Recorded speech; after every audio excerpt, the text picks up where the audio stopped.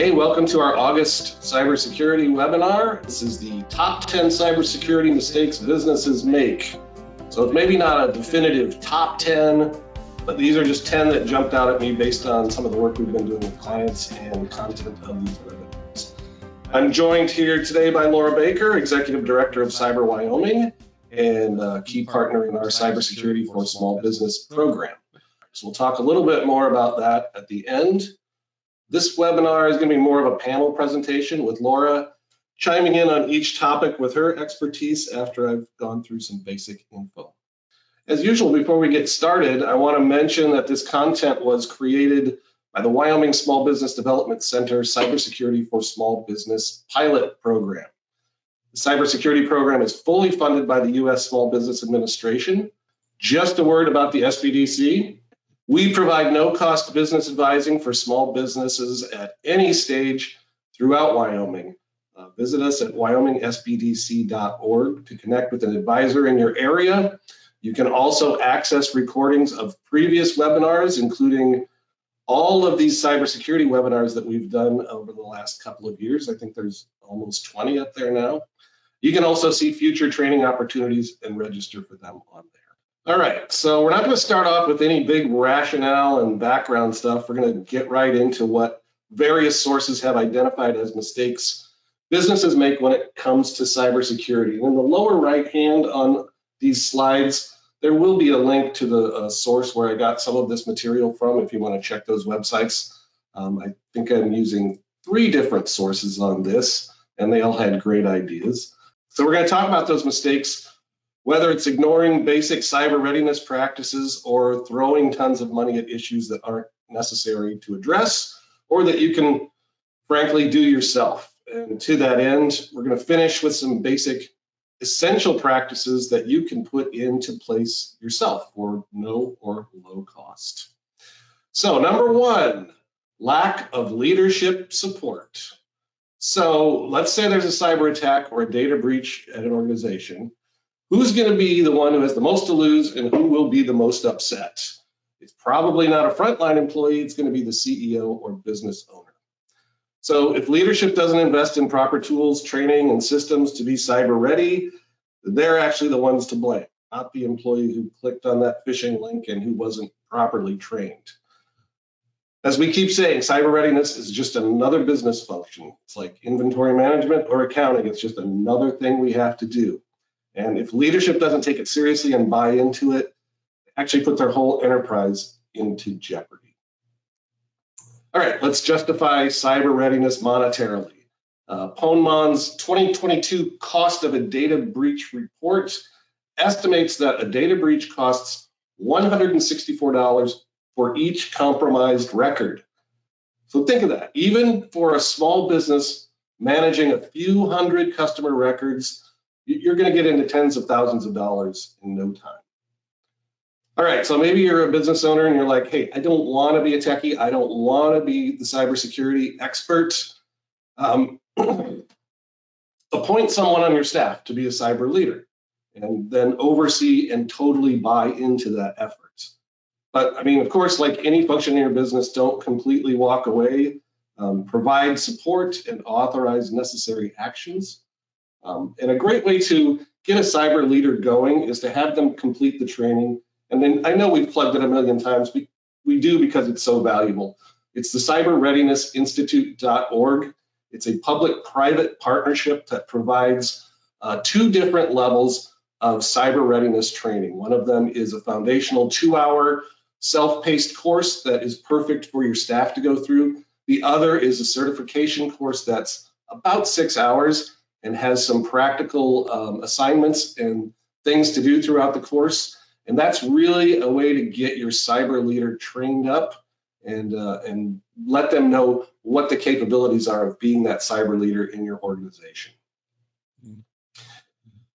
So this will come up later, but as a leader, an owner, don't just start throwing money at the problem until you understand what you're paying for.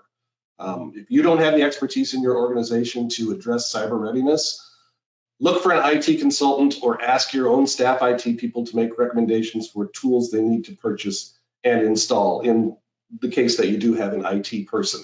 Don't just start buying a bunch of software, buying a bunch of expensive hardware firewalls and putting them in place and saying, okay, now we got it. You really need to put a plan together and work hand in hand with a consultant or an expert in the field. Anything you want to add there, Laura, about leadership support for cyber readiness? Absolutely. I'm glad this is your number one, Paul, because, and I'm glad Fortra put this up as their number one too, because I've been reading a lot of cyber psychology reports over the last several years, and there was one that just came out about cybersecurity culture. And they said there were 3 measures of a good cybersecurity culture. And the number one was leadership, walking the talk and actively aiming to keep your organization secure. So, even if you're a one-man shop or a 2-man shop or, a 10-man shop, making sure that somebody wears that cyber leader hat is just a really good idea.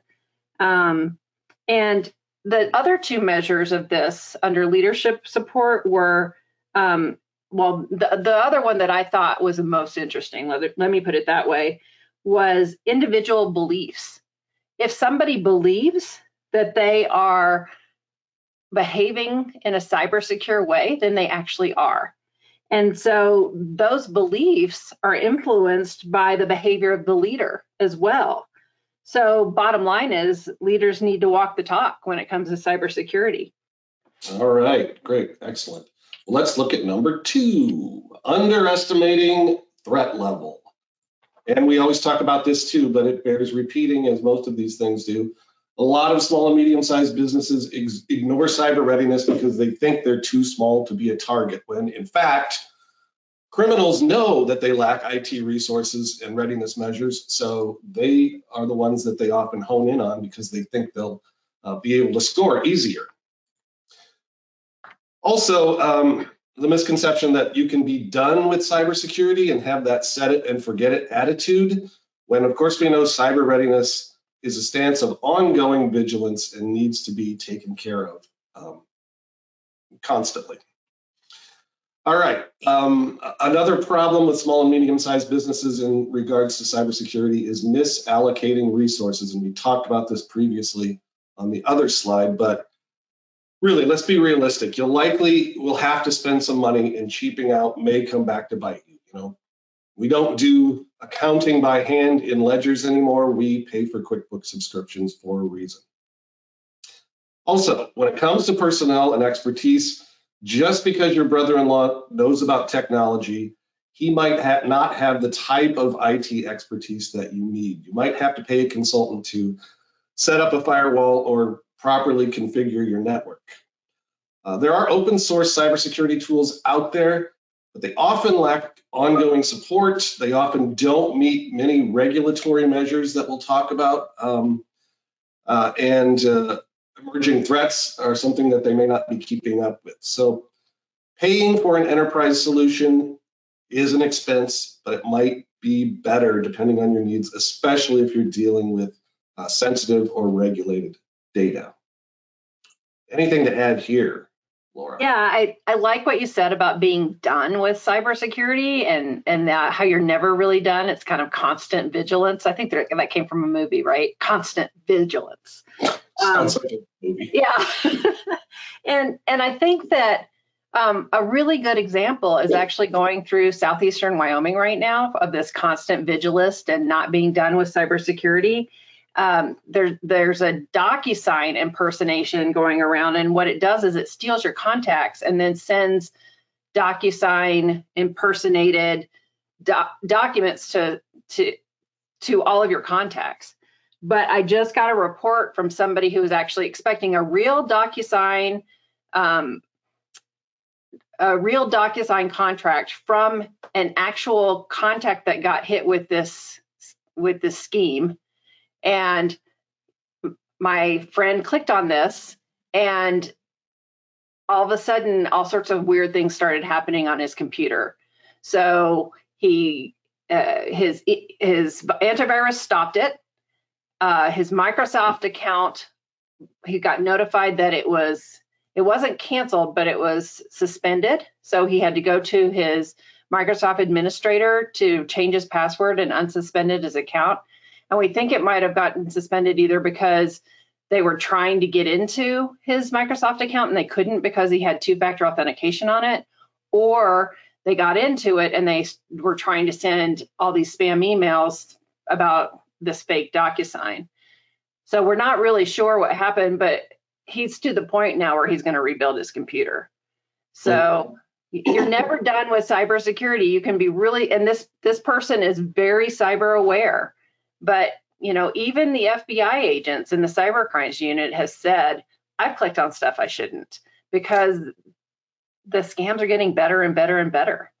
Laura, you're going to have to help me with this next one because you have much greater knowledge about it, and that is disregarding regulatory changes and requirements out there. So there are lots of industry-specific regulatory requirements. We have the Personal Information Protection and Electronic Documents Act, General Data Protection Regulation. Of course, there's HIPAA, and there's the Payment Card Industry Standards, PCI, out there. So it kind of depends on the level of data you manage and what regulatory requirements apply to your particular industry. Wildly important to monitor requirements for changes that happen, because changes are happening because the cyber landscape is changing all the time. And also, you need to have an awareness of your legal exposure and what protections you can put into place. Generally, consulting with your attorney and looking into cyber liability insurance, those kinds of things. But yeah, as I said, Laura, you're much more up on this stuff than I am, so please add to this if you can. Sure. Well, I think what Wyomingites really need to know about this, especially just, those of us that we may not be in the healthcare industry and have to deal and have to work with HIPAA, but the rest of us need to know about Wyoming State Statute 6-3-901, which is under our consumer protection laws. And it is the definition of personally identifiable information. And if I were to summarize this for you, it would just be somebody's name and one other piece of information about them. So the furniture store owner who delivers your couch has to protect your name and address. It could be your name and phone number. And so as a business in Wyoming, we have to take that level of care with that data. Now, if we breached that data, there's a whole slew of data breach laws that we have to follow within Wyoming. But if we have a customer in Colorado, we have to follow the Colorado laws. If we have a customer in Nebraska, we have to follow the Nebraska laws. And this is what cyber liability insurance actually pays for, is they pay for the attorney to wade through these multiple states' laws. And maybe if you have an exchange student that's a customer from Europe, the GDPR laws as well. And so it helps you figure out how to notify those that have been breached on your system. And that breach doesn't have to be electronic. I mean, if somebody broke into the furniture store owner's office and stole the file cabinets, that could be considered a breach. If the customer information is in there. So just thinking about that and what your specific risks are is really an important thing to do. Yeah, do your research out there, and just keep in mind that the landscape is always changing, so you can't sleep on it. All right, let's look at number 4, and it's another mistake that small businesses make regarding cyber readiness, and that is ignoring mobile security. Sure, it was 15 years ago that everyone was tied to desktops to do their work, but now so much work is done on mobile devices that it's a huge target for hackers, and it's something that we really need to pay attention to. So first of all, what devices are you allowing on your system? Are you allowing your staff to bring their own devices? Are they only using company-issued devices? What sort of people have access to your network? Also, are you maintaining a separate guest and business access network? So if you run a coffee shop or some sort of service industry where people sit around in a car repair shop and have access to your Wi-Fi, are they actually accessing the same Wi-Fi you run your business on, or do you have a separate guest access for them? Absolutely. It's important to have some written policies in place, and working with Laura's organization at CyberWyoming and the advising program that we are continuing. A large part of that is putting together personnel and administrative policies, and a large part of that is mobile security issues at this point. And it's not just good enough to put those policies in place. You need to continually communicate with your staff with clear expectations and reminders about your mobile security policies.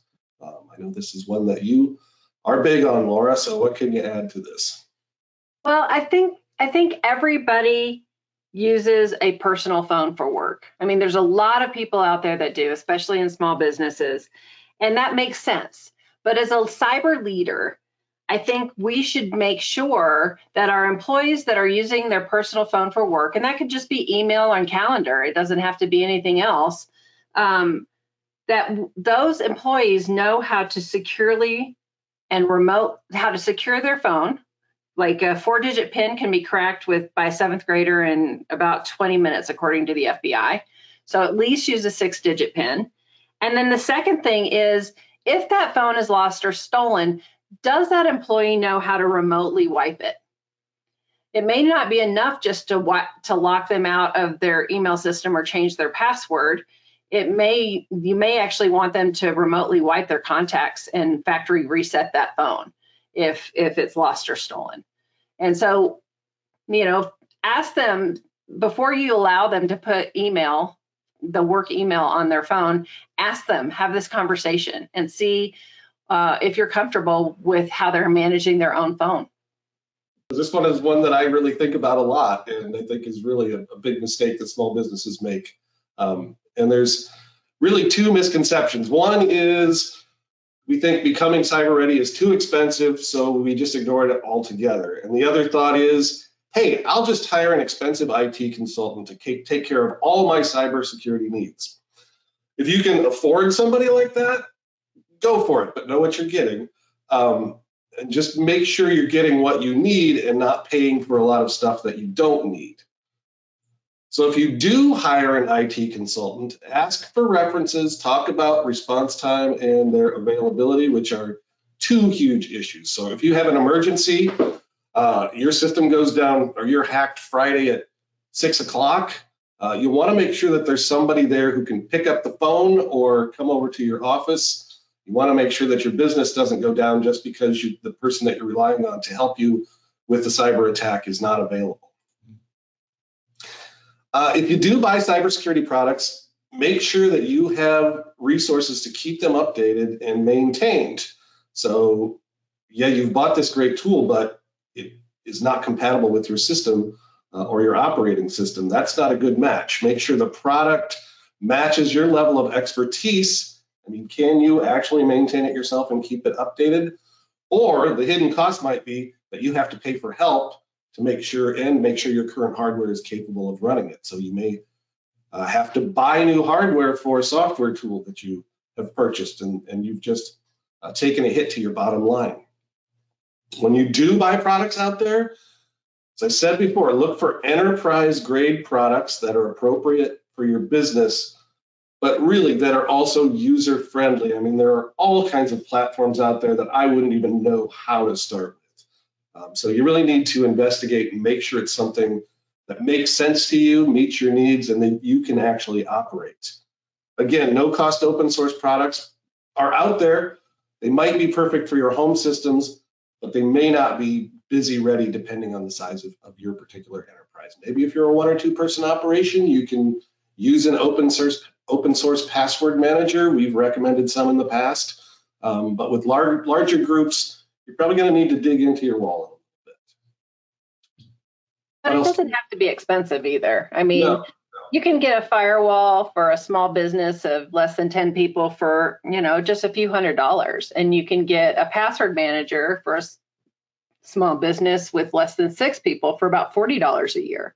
Yeah. So we're not talking thousands of dollars here for these small businesses. I mean, of course, the larger number of people you have in your organization, the more seats you have, and the cost will increase.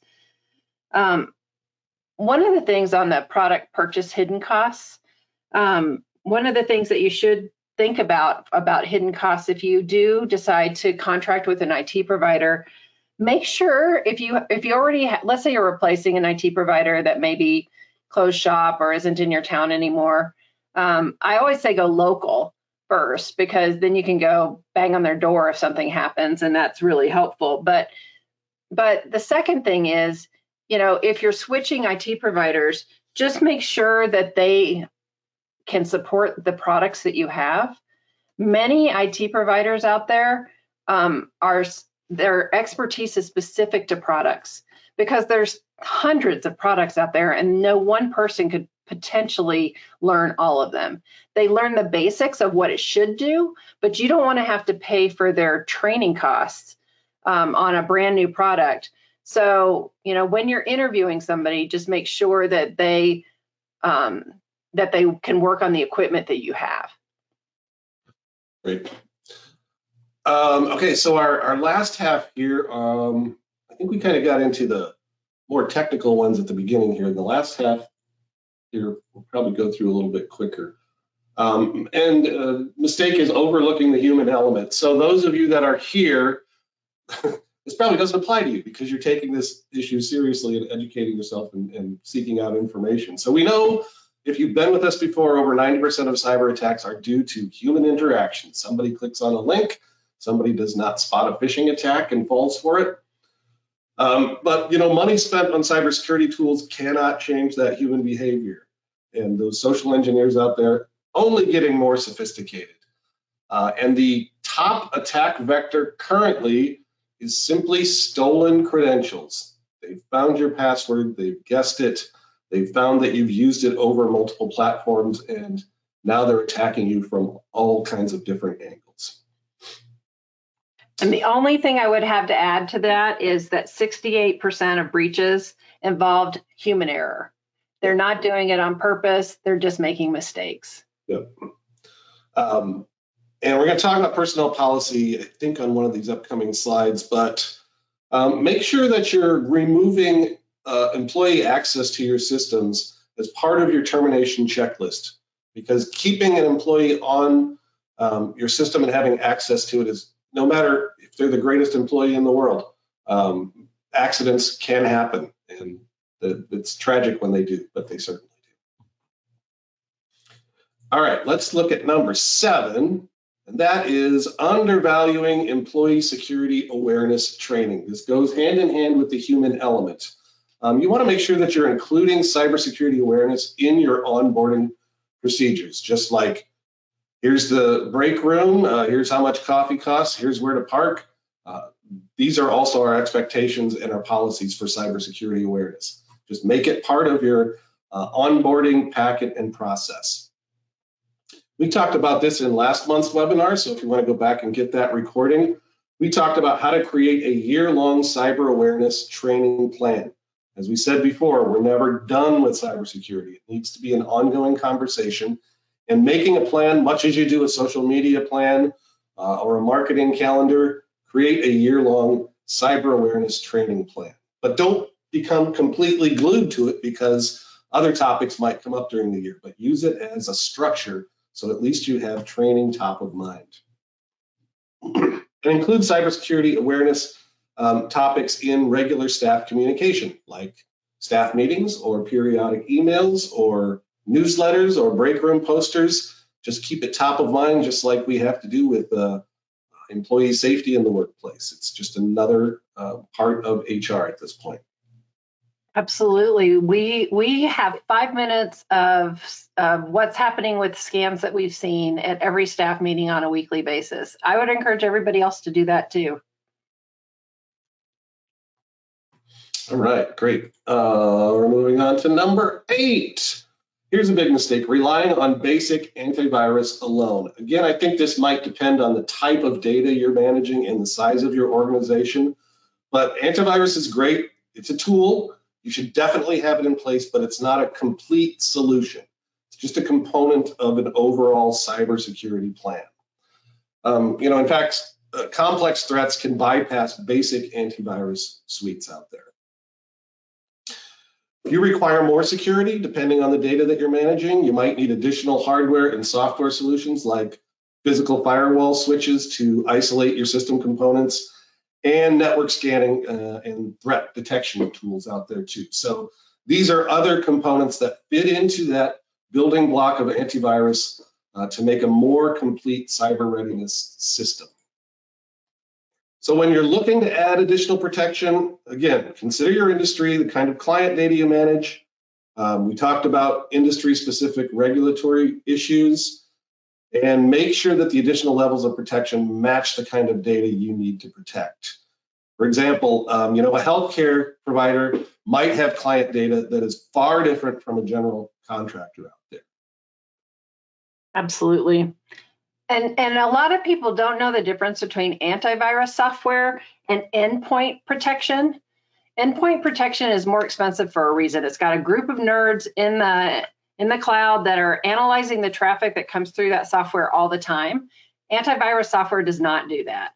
So, if somebody says, I have endpoint protection, you're expecting them to pay $10 to $15 per seat. Antivirus is much less expensive. It's just not quite as good of a tool, but it's still a tool that you can add to layers of tools.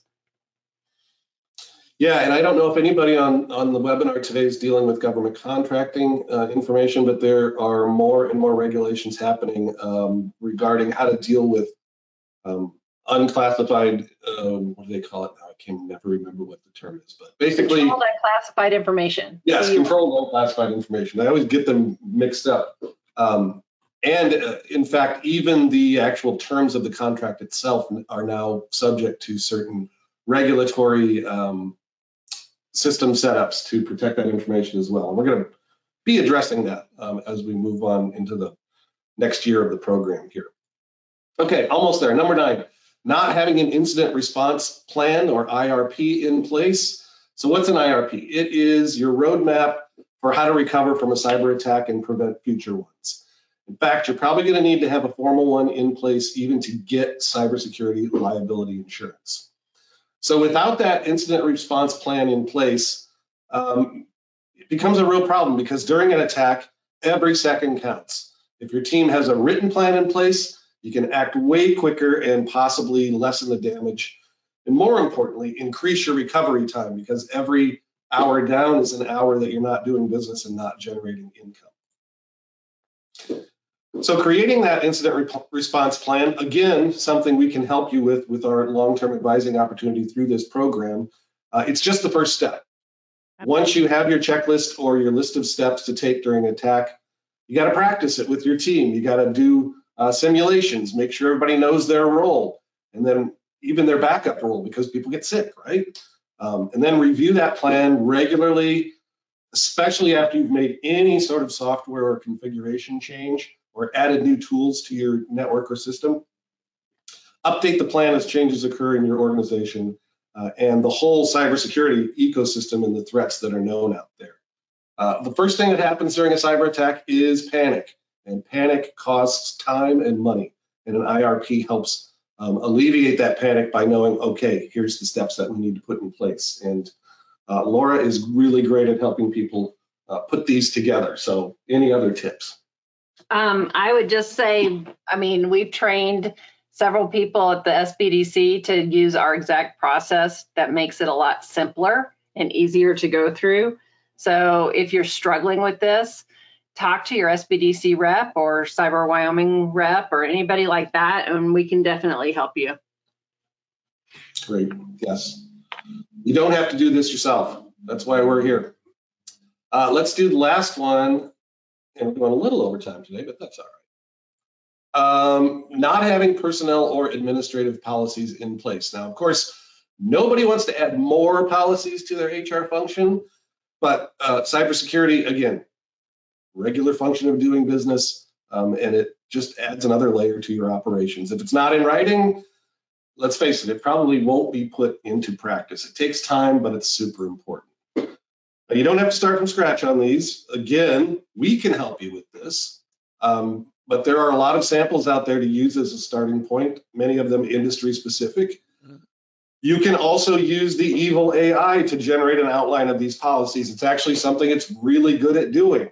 just make sure you edit any of that output to specifically match your industry, your organization, and the data needs or the type of data that you're managing. Absolutely. We talked about it earlier. Include this information in all your onboarding and offboarding procedures. Make sure employees don't have access to your systems when terminated or leaving voluntarily. That leaves you extremely vulnerable. Just make sure that if they're in writing, you can go through them with your employees. Absolutely. And again, as with an incident response plan, you're probably going to need this for cybersecurity liability insurance anyway. So it's extremely important. It's a key part of your business now, and it needs to be treated just as you would any other HR policy. And it's much easier to write these policies if you actually have a list of all the computers that you have, all the cell phones that have access to your systems, all your cloud systems that you access, from your banking portals to QuickBooks. It's a lot easier to actually create these if you know what you have in the beginning. Yeah, excellent. All right, so let's talk about the essential low and no cost cybersecurity practices you can put into place. And for many of you, this will be something you might have heard before. We're going to talk about the core 4 cyber readiness practices. First of all, use strong passwords. And if you go through the Cyber Readiness Institute's training, you will get in-depth training on each of these 4 areas, and it will make complete sense to you, and you will not be intimidated about putting these into place into your organization. Make sure that you're maintaining software updates out there. Accept them when they become available and auto-schedule them when you can. Make sure you're aware of phishing tactics.